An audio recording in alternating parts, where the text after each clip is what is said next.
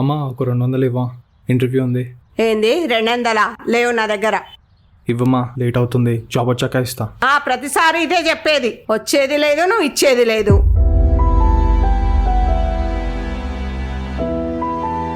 మా ఓ 100 ఉంటియమ్మా, సినిమాకి వెళ్తా.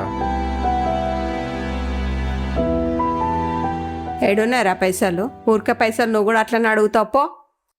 సరే అమ్మా. అమ్మా ప్లీజ్ అమ్మా. ఏంద్రా నువ్వు ఊరికే పైసలు అంటావు? ఎడికెళ్దావా? నువ్వేమన్నా నాకు తెచ్చిపెట్టినావా? ఈమంటే ఈ అంటే ఎడికెళ్ళియా లేవు నా దగ్గర. తమ్ముని చూసి నేర్చుకోరా. లేవనగానే సైలెంట్గా వెళ్ళిపోయిండు. నువ్వున్నావు ఎప్పుడు పైసలు అని నన్ను సంపక తింటావు. ప్రతిసారి పైసలు అంటావు. అమ్మా ఇయ్యమ్మా ప్లీజ్. నీకు 1 ముంగట అడగొద్దని చెప్పినాను కదరా.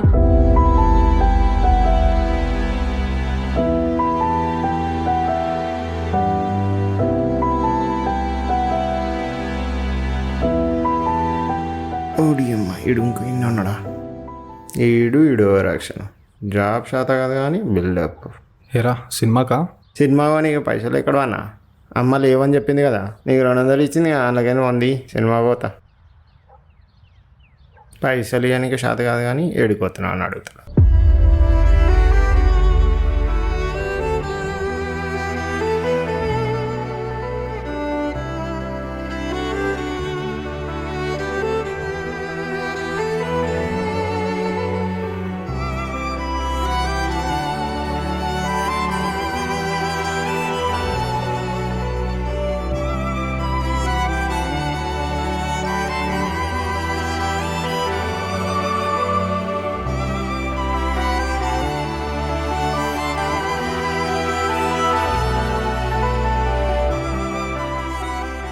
షిట్, లేట్ అయిపోయింది.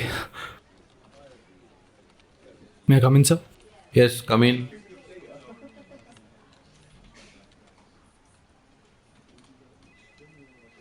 This is my resume sir.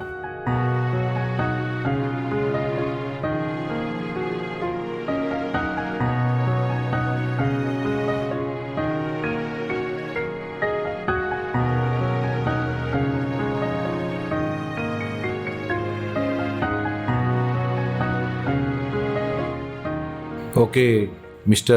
Srinivas sir. Yeah, actually, the startup company, Srinu, we are looking for freshers and interns. ఏంటి మళ్ళీ రిజెక్టెడా? సారీ శ్రీను, మీకున్న ఎక్స్పీరియన్స్కి ఇంకా మంచి కంపెనీలో జాబ్ వస్తుంది. నా సైడ్ నుంచి ఏమైనా రిఫరెన్స్ ఉన్నా మీకు రిఫర్ చేస్తా. అట్ ప్రజెంట్ మీరు మా కంపెనీకి ఓవర్ క్వాలిఫైడ్ అండ్ మేమంత శాలరీ పే చేయలేం. ఏంటి సార్ ఇది? ఫ్రెషర్గా వస్తే ఎక్స్పీరియన్స్ కావాలంటారు, ఎక్స్పీరియన్స్తో వస్తే ఓవర్ క్వాలిఫై అంటున్నారు. ఫస్ట్ మీకేం కావాలో మీకన్నా క్లారిటీ ఉందా సార్? మీరు పెట్టిన పోస్ట్లో ఓన్లీ ఫర్ ఫ్రెషర్స్ అని ఉంటే నేను ఇక్కడికి వచ్చేవాడినే కాదు. వచ్చినందుకు time money 2 bouquet. Mister Srinu, mind your words. మైండ్లో ఉన్న వర్డ్స్ కాబట్టే కూల్గా మాట్లాడుతున్నాను సార్, అదర్వైజ్ అమ్మన బూతులు తిట్టేవాడిని. ఇలాంటి యాటిట్యూడ్ వల్లేరా మీ మిడిల్ క్లాస్ వాళ్ళు టేబుల్కి అటువైపు ఉన్నారు, మేము ఇటువైపు ఉన్నాం. Get out from my office.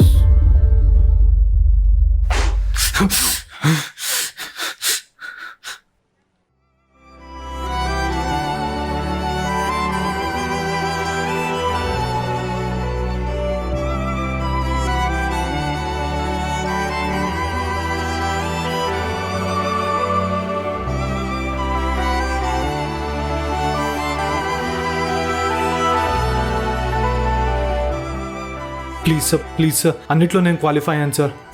First class వచ్చాను సార్ నేను ప్రతి ఎగ్జామ్లో కూడా. ప్లీజ్ సార్ అర్థం చేసుకోండి, నాకు ఈ జాబ్ చాలా ఇంపార్టెంట్ సార్. ఫ్రెషర్గానే తీసుకోండి, ఫ్రెషర్కి ఇచ్చిన శాలరీ ఇవ్వండి. ప్లీజ్ సార్ నాకు ఎలాగైనా జాబ్ ఇవ్వండి సార్, చాలా ఇంపార్టెంట్ సార్. ఏంట్రా ఇది? అందించే జుట్టు లేకపోతే కాళ్ళ? Get out.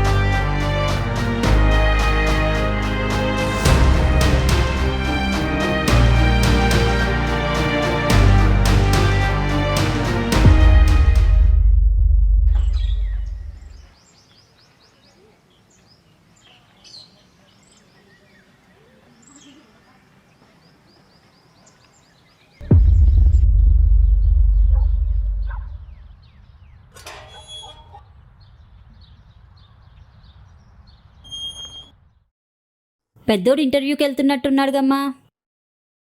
వాన్ మొక్కం ఇంటర్వ్యూ, నా పైసలు తినడానికే ఉన్నాడు వాడు. ఏమిటికి పనికిరాని సన్యాసి వాడు.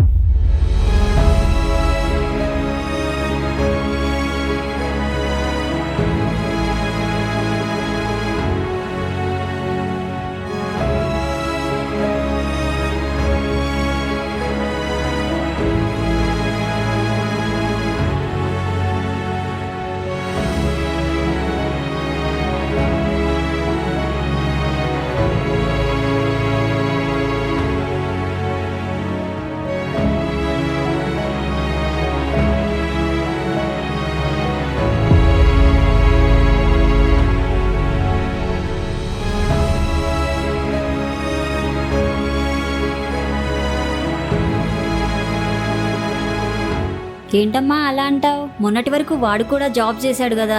కరోనా వల్ల జాబ్ పోతే వాడు మాత్రం ఏం చేస్తాడు? ఇలాంటి తల్లిని నేనెక్కడా చూడలేదురా. నువ్వేంటో బయట వాళ్ళం మాకు తెలుసు, కానీ నీ వాళ్ళే నిన్ను పరాయి వారిలా చూస్తున్నారురా. బాధపడకురా శ్రీను, నీకు మంచి రోజులు వస్తాయి.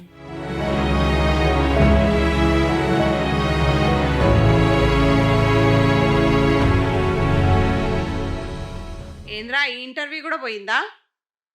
ఎప్పుడు నీ మొహానికి జాబ్ తెచ్చుకున్నావు అని నీ బతికే అంత థూ.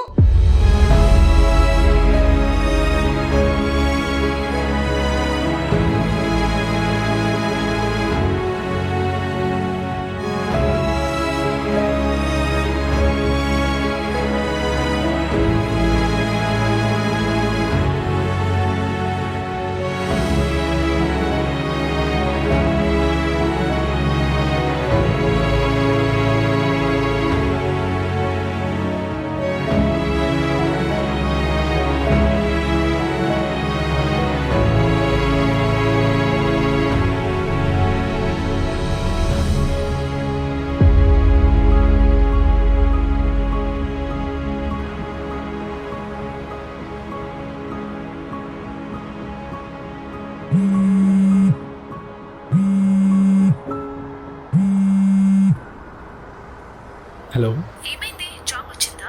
లేదు, ఇంటర్వ్యూస్కే తిరుగుతున్నా. ఇంకా ఎన్ని రోజులు ఇలా? మా వాళ్ళు నీ దగ్గరికి వస్తాం, నీకు జాబ్ గురించి ఎంక్వైరీ చేస్తామంటున్నారు. జాబ్ వచ్చేంత వరకు మీ వాళ్ళని హోల్డ్ చేయి ప్లీజ్. వాళ్ళు ఒప్పుకోవడానికి నేను ఎన్ని ప్రాబ్లమ్స్ ఫేస్ చేశానో నీకు తెలియదా? ఇంకో 2 డేస్కి మించి నేను హోల్డ్ చేయలేను. ఈ 2 డేస్లో నీకు జాబ్ రాకపోతే నేను 5 yearsగా మన పెళ్లి గురించి చేసిన ఫైట్ అంతా వేస్ట్ అయిపోతుంది. నన్ను వేరే వాడికి ఇచ్చి పెళ్లి చేస్తారు. మన ప్రేమను కాపాడుతావో ఏం చేస్తావో మన లైఫ్ నీ చేతిలో ఉంది. బాయ్. హలో హలో, అది కాదు. హలో,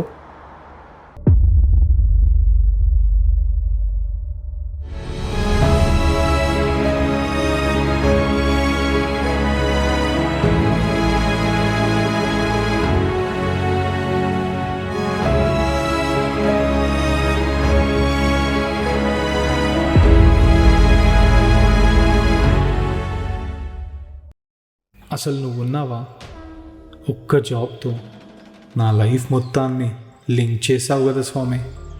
శివుడు ఆజ్ఞ లేనిదే చీమైనా కుట్టదంటారు కదా. నా జాబ్ రావడానికి ఒక్క ఆజ్ఞ వేయడానికి ఎందుకు స్వామి నీకింత కక్ష? ఏంటి బ్రదర్, ఇందాక నుండి చూస్తున్నా ఏదో బాధలో ఉన్నట్టున్నారు. ఏం లేదు బ్రదర్, ఐఎమ్ ఆల్ రైట్.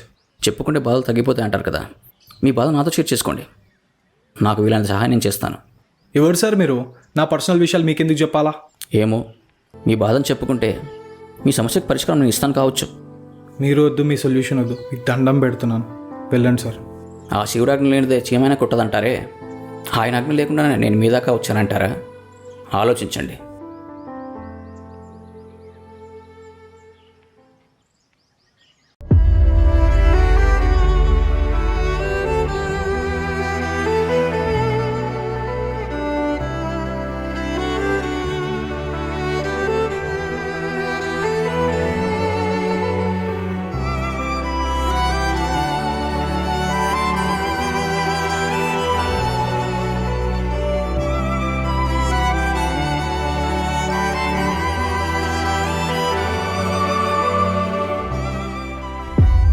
ఏంటి భయ్యా, దీనికి ఎంతలా బాధపడాలా?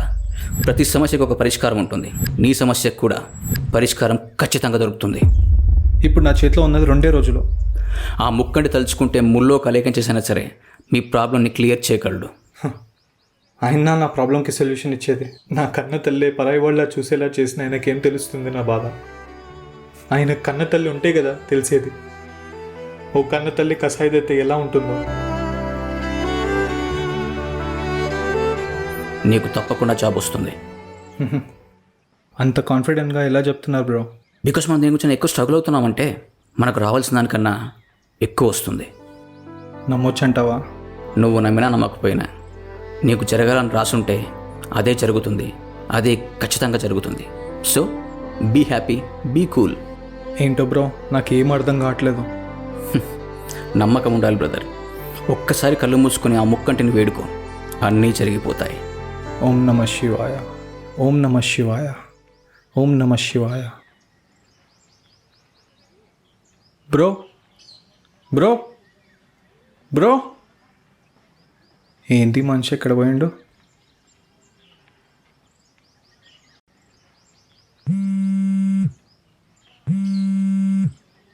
హలో హలో సార్, మీరు మా హీరోయిన్ ఫోటెక్స్లో సెలెక్ట్ అయ్యారు. ఆఫర్ లెటర్ మీకు మెయిల్ చేశాం సార్, చెక్ చేసుకోండి. Okay, thank you so much. Thank you so much. Thank you మాకు కాదు సార్, ప్రభు సార్ చెప్పండి, ఆయన మీకు రిఫర్ చేశారు. పాపం మంచోడిలో ఉన్నాడు, ఏదన్నా హెల్ప్ చేద్దాం.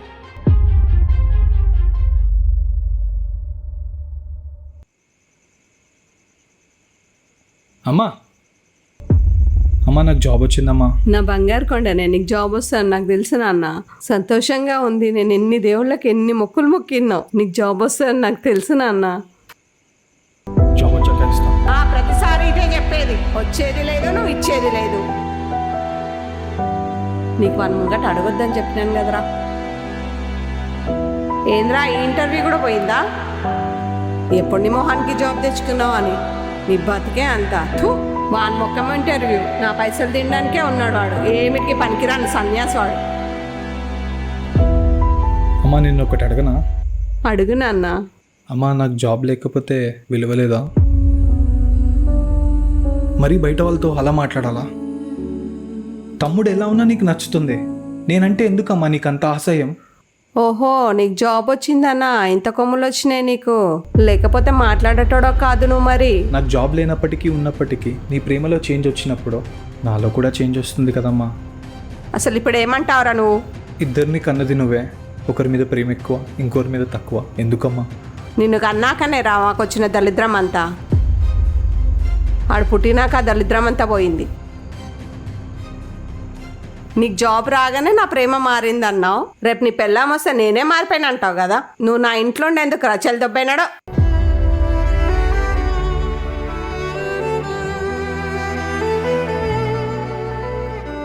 ఇదండి మన ఫ్యామిలీ మ్యాన్. మా సీన్ లాంటి వాళ్ళు చాలానే ఉన్నారు. మనం ఎంత చేసినా నువ్వేం చేసావని అంటారు. సింపుల్గా చెప్పాలంటే ఏ రిలేషన్ అయినా నీ టైం బాగున్నంత వరకే. వన్స్ నీకు బ్యాడ్ టైం స్టార్ట్ అయిందా నీ బ్యాక్గ్రౌండ్లో కూడా ఎవ్వడూ కనిపించడు. So being a man is not easy.